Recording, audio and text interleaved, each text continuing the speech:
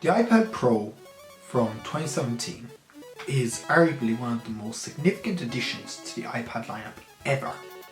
However, it's a peculiar addition at that, because it's cheaper than every other iPad model Apple sells at the moment. So is it worth revisiting? Let's find out. Let's start from the inside and work our way out. The iPad Pro from 2017 sports an A10X Fusion processor, which enables it to get a Geekbench score in single core performance of 829 and a multi-core score of 2261. Really impressive. For a 4-year-old iPad that can perform like this, yeah, that is really impressive. This iPad costs $649 brand new. It's $300 right now. If you go for one brand new on eBay, sealed. You can get even cheaper if you buy used. However, how do these specs perform in the real world? Because in the real world, we're doing different things. We're not just running Geekbenches all day. I purchased this iPad in late 2018, in September. About 3 weeks before the new iPad Pros were announced. Bummer, I know. The intention was to replace my laptop. I bought a Logitech Slim Combo Keyboard 2 with it, and it's worked really well. I was able to type documents, read ebooks, edit 4K video, and browse social media, and of course play YouTube videos, and browse Creator Studio. Things I do now. Things I get to do on my laptop now, pretty much. And this thing could handle it all, you know? It handled Geekbench scores, which anything can handle a Geekbench score, more or less, but it could handle 4K video. I threw video from this camera at it, and I was able to edit it just fine. Yeah, high bitrate video and audio, it can handle just fine. I edited all my podcasts on this thing. This thing is a champ when it comes to performance. Now for the most peculiar part of this iPad. The design of this iPad is unlike any other iPad. This iPad is the only iPad to ever receive the 10.5-inch display, apart from the iPad Air 3, which was just another rendition of this iPad. The screen size is different in the sense that every other iPad ever has been 9.7-inch up until this point. They changed the form factor specifically to accommodate for this iPad, which I think is pretty interesting, to say the least. Of course, we now have 11-inch iPads, but for the time, this was a big deal to switch away from the traditional 9.7-inch display. This iPad is also brilliant for the fact that it sports a ProMotion 120Hz display for the first time ever on an iPad. We have it now and we love it, but back then that was quite revolutionary to think that we have a ProMotion display and a tablet this thin, you know? It's quite impressive. An accessory that can really take advantage of the ProMotion display is Apple Pencil. Apple Pencil Gen 1 to be exact. And I know, make all your memes in the comments. Oh, I have to plug it into the charging port. I don't care. That's the thing. I really don't. I charge it up maybe once every 3 days. Of course, your mileage may vary. Of course, the Apple Pencil isn't just for artists. I'm no artist by any means. But what it is great for is photo editing and video editing as well. I use the Apple Pencil pretty much every single day. If I'm not editing a video on my phone or a thumbnail on my phone, I'm doing it on this.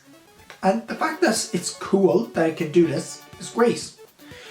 The Apple Pencil features pressure sensitivity and tilt functionality, which is great for everyone. Procreate is another great application that really takes advantage of Apple Pencil. Things such as the tilt shift functionality, you know, pressure sensitivity, things that were unheard of up until the Apple Pencil in a consumer grade technology. Now of course let's talk about the biggest gripe. Of course, the charging method. They do include an adapter in the box, a tiny little adapter, a female lightning to female lightning adapter.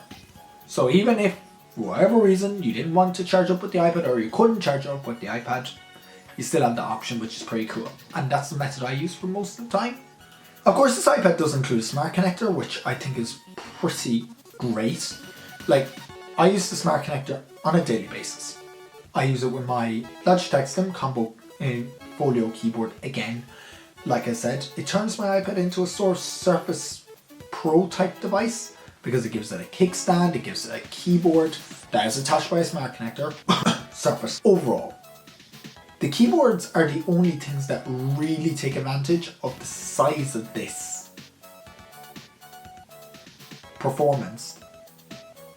The keyboards are really the only thing that take advantage of the performance that the smart connector gives. It's just the reality of it. And the fact that the smart connector uses the iPad's battery instead of having to charge up a keyboard with a USB micro B, because we've all been there, it's great. Camera performance isn't something you'd normally talk about. Okay? It's not. But I think it's worth talking about. Because we're all doing Zoom calls now, so why not have a good camera to go with your Zoom calls? I've set this thing up on an app called Camo, and what it enables me to do is use my iPad Pro as a webcam. So I can do it with my iPhone as well. And the fact that we can just do that, have our devices be a webcam, because I know what you're going to say, crappy webcam. I know, laptops have crappy webcams. And the fact that you can use this thing on the go with a decent webcam, 4K camera on the back that does 4K 30, 12 megapixel, same sensor as iPhone 7, and of course 1080p 30 front facing camera, similar to iPhone 7 as well. Speakers are another big thing, because this iPad Pro, perfect device for content consumption. Just lay back and just watch content. I could do that all day. Yes, it is very good. It is very good for all that. I really appreciate it for what it is able to offer me in that regard. The speakers are very loud, very clear, very crisp, doesn't get overbearing listener. It's perfect.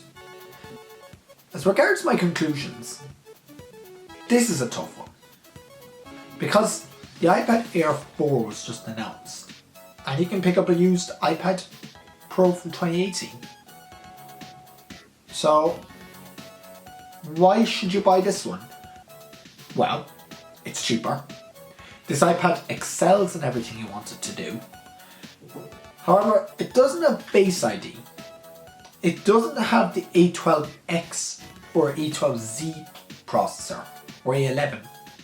So it'll be a bit behind in that regard.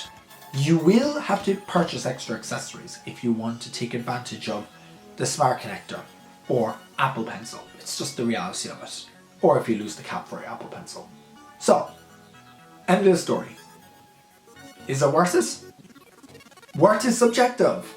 If you're a student, I highly recommend this as a go-to iPad. You can pick up accessories fairly cheap now for this because it's a couple of years old, and this will be getting software updates years into the future. So if this was something you liked, this video, give it a like. Consider subscribing to the channel for more videos like this one, and I'll catch you in the next one. Goodbye.